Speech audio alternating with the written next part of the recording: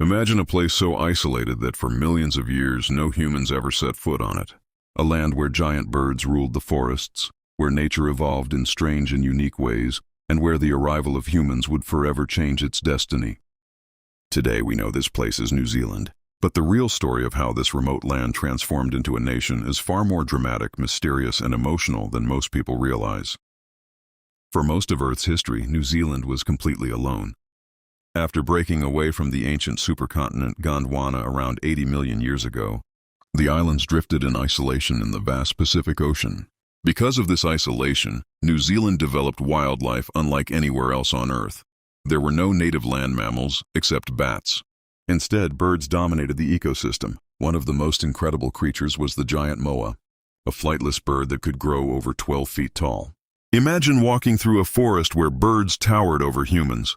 But for thousands of years, these forests and mountains had no human footprints. That changed only about 700 years ago, making New Zealand one of the last major landmasses on Earth to be settled by humans.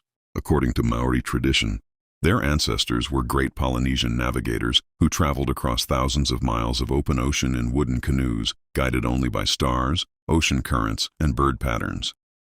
Their journey is remembered in legends of a homeland called Hawaii.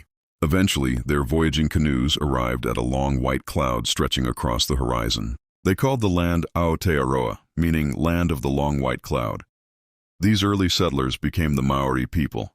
They built a rich culture deeply connected to the land, the ocean, and their ancestors. Their society was organized into tribes called iwi, each with its own history, territory, and powerful leaders. One fascinating story from early Maori history is the legend of Kupe, the great explorer. According to oral tradition, Kupe was the first Polynesian navigator to discover New Zealand around the 10th century. After chasing a giant octopus across the ocean, he reached these unknown islands and named many of the coastal landmarks that still exist today. While historians debate the exact details, Kupe remains one of the most important cultural heroes in Maori tradition. Life in early Aotearoa was not always peaceful. Tribes sometimes fought wars over land, resources, and honor. Fortified villages called PA were built on hills to protect communities. These structures were incredibly advanced for their time.